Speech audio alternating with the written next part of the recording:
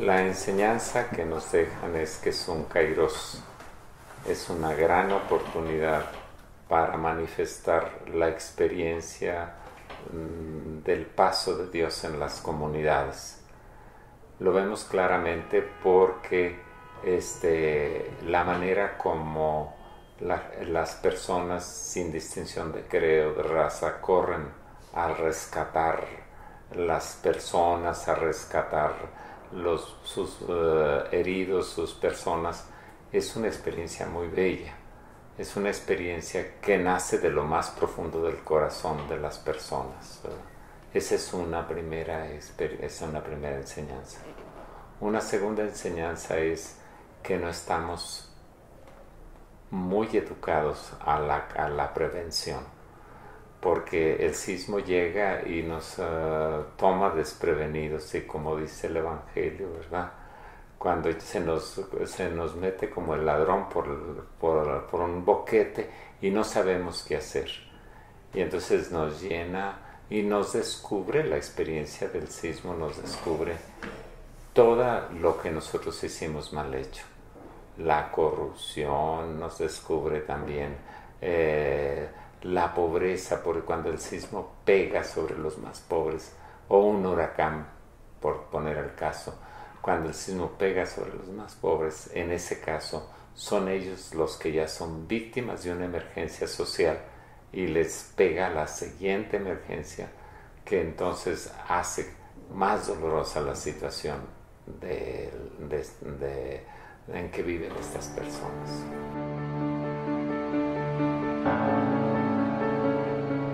En Ciudad Guzmán, antes del sismo del 85, habíamos iniciado una experiencia de educación popular, le podríamos decir nosotros. Por ejemplo, en salud alternativa, buscando la salud alternativa a base de plantas, de tinturas, y con un equipo que estuviera trabajando eso.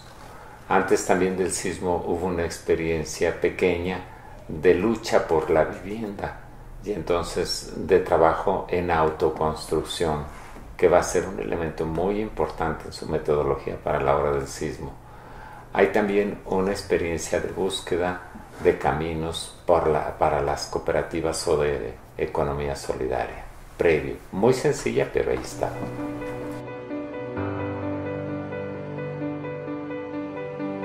El sismo del 85 nos hace como quien tomó la imagen de un trampolín que está arriba y está viendo la alberca, pero no se anima a lanzarse. Entonces, la experiencia de Iglesia de Ciudad Guzmán, que obtiene una opción en el 83 por las comunidades eclesiales de base, por trabajar en las bases, en los barrios, en las colonias, ya cuando llega el sismo nos encuentra con una base organizativa. Entonces, esa base organizativa nos sirve para entender muy claramente dos cosas. Primero, que no teníamos que gastar todo el tiempo en la emergencia, en la asistencia, dando despensas y repartiendo ropa, que a veces te complica más el tiempo, sino que había que empezar a organizar las comunidades y convocarlas para ver cómo nos organizábamos para la reconstrucción de sus viviendas, y no nomás de sus viviendas, sino del tejido social.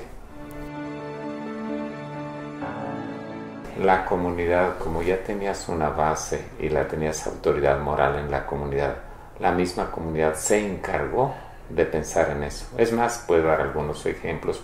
Con sus mismos albañiles, ellos fueron a ver qué podían rescatar de los materiales de sus viviendas que se estaban demoliendo, para ver qué podían utilizar.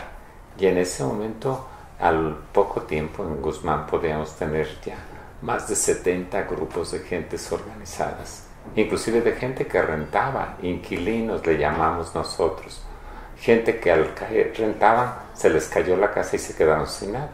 Entonces también se hizo una organización de inquilinos, pero de tal manera que no fuera individualmente, sino que el punto fundamental era que fueran organizados, y también la solidaridad, poner los recursos en común. Partiendo de sus propios recursos, entonces poder reorganizar y redescubrir otras alternativas a sus viviendas.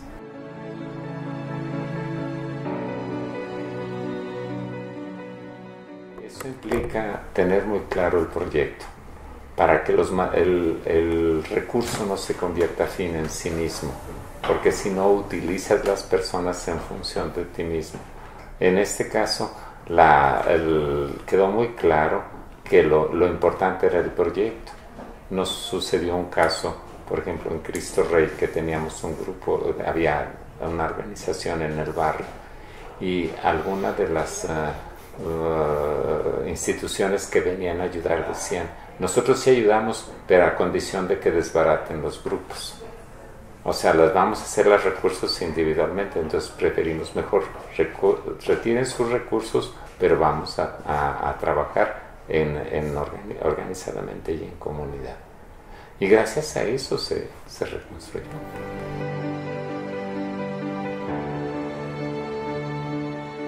De aquel trabajo comunitario queda muy claro que aquellos grupos que trabajaron la autoconstrucción, que trabajaron la solidaridad, la organización, la formación y la reflexión de fe, con sus 4 ejes, esos grupos son grupos muy vivos y siguen narrando a las experiencias. Ellos se sienten muy agradecidos por haber recibido la solidaridad y también se sienten con la alegría de poder trabajar la solidaridad con otros grupos, ¿verdad?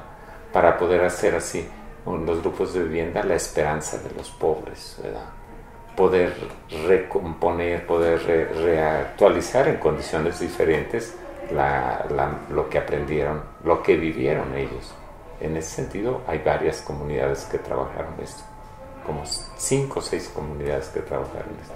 Y hay también la experiencia de estar atentos al empobrecimiento de las gentes, de las personas. Eso ya no nomás como un grupo de la ciudad, sino como toda la diócesis en sus prioridades en el espacio social, el cuidado de la casa común frente al empobrecimiento, la vida digna, y frente a la violencia, el estar atentos a acompañar las situaciones de violencia que se están viviendo.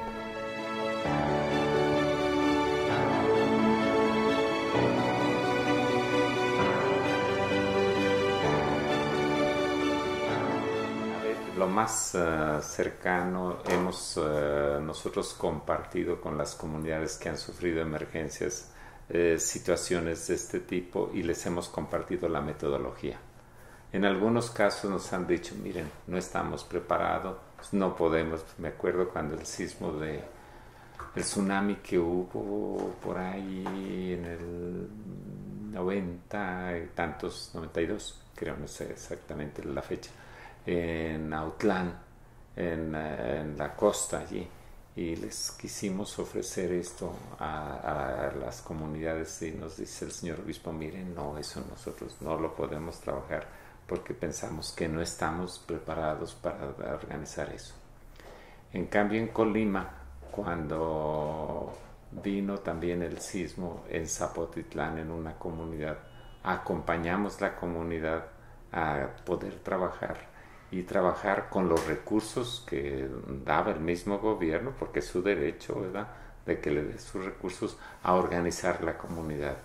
Y organizamos varios grupos y al final de cuentas con resultados muy positivos, porque caminaron en la organización y caminaron también logrando mejores viviendas, acompañándolos a que técnicamente construyeran mejor sus viviendas.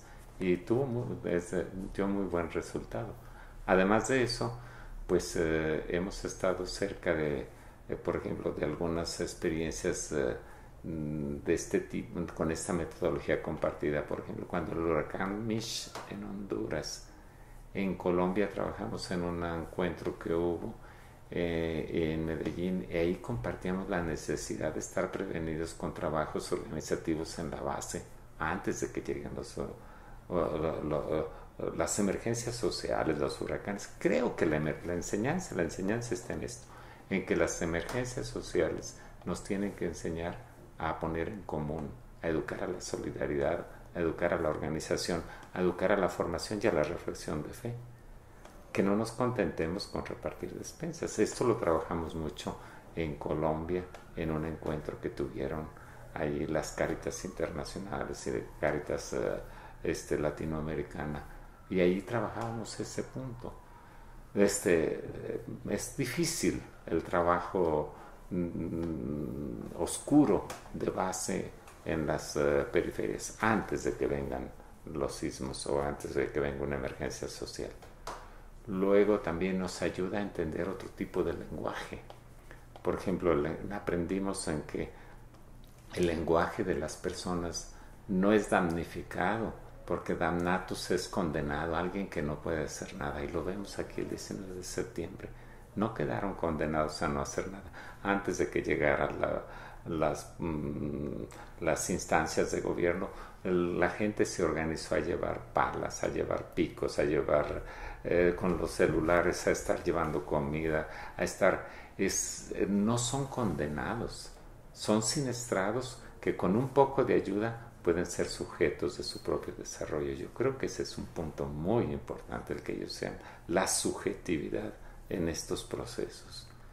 Y esto desde antes, a la hora de la tragedia, si nosotros podemos tener una base organizativa, podemos dar la mano junto con hombres y mujeres de buena voluntad. No necesariamente tienen que ser todos católicos. No, ahí nos tenemos que juntar con gente creyente, no creyente, con gente que tenga en su corazón la motivación para salir y ser solidario y arriesgar su vida, ¿verdad? Porque mucha gente arriesga la vida sacando los heridos, sacando las cosas, enterrando sus muertos, ¿verdad? Importante, hay muchísimas enseñanzas. También en la religiosidad popular, por ejemplo, como es importante en Guzmán, señor San José, como el abogado juramentado, el patrono juramentado de los sismos y terremotos, ¿verdad? Como la comunidad se mueve en torno a señor San José, ¿verdad?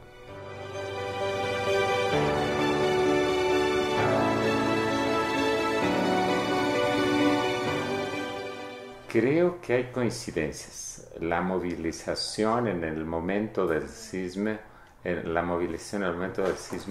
es inmediata. Y creo que ahí los primeros en salir en Guzmán, por ejemplo, decían que iban a explotar las gaseras. Aquello era la locura, levantando muertos, sacando los muertos, y todavía para colmo decirles que iba a explotar las gaseras. Fueron los jóvenes los que entraron en esta movilización, porque ellos también son muy generosos, ¿no? Arriesgan a meterse, a salir, a sacar, a eso. Ellos no andan viendo si están casados, si están divorciados, si pueden comulgar o no pueden comulgar, si pueden ser padrinos o no pueden ser padrinos. Ellos entran a la dimensión esa de la solidaridad, ¿verdad? Entonces, eso es muy importante. La otra cuestión muy importante es que los sismos, las emergencias desnudan también las instancias que deben estar atentas a la prevención.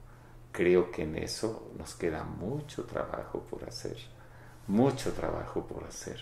No entendemos que tenemos que tener los edificios bien construidos, las iglesias bien construidas, bien cuidadas, porque corremos el riesgo de aplastar a la gente, ¿verdad? Es un gran desafío. No hemos aprendido todavía las lecciones que nos deja. Claro, en el 85 dejó muchas enseñanzas, ¿verdad? Dejó de enseñanzas la solidaridad, la organización, el pie de casa. Hay muchos términos que no tenían y que nacieron, que dejó como enseñanza eso. Exhibió también la incapacidad del 85 del gobierno de atender, ni siquiera apareció de la Madrid, ¿verdad?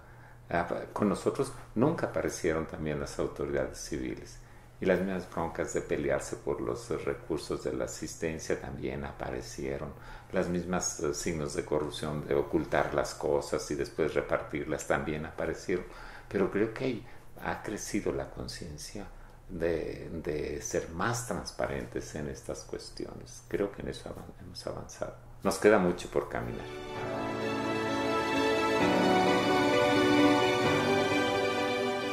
No nomás es un reto, es constitutivo de la iglesia.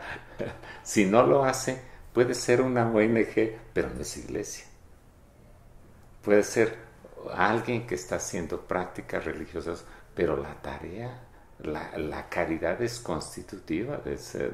Al final de cuentas, ¿de qué vamos a ser juzgados en nuestra vida? Tuve hambre y me diste de comer. Tuve sed y me diste de beber. Estaba desnudo y me vestiste. Estaba en la cárcel y me visitaste. Era peregrino y me hospedaste. El juicio definitivo es ese. Si una iglesia no hace eso, si nuestras celebraciones, si nuestra liturgia, si nuestra catequesis no tiene en su corazón el amor, amen con, no, dice el texto de la jornada por los pobres, amen no solo de palabras, sino con obras. Creo que está muy claro eso.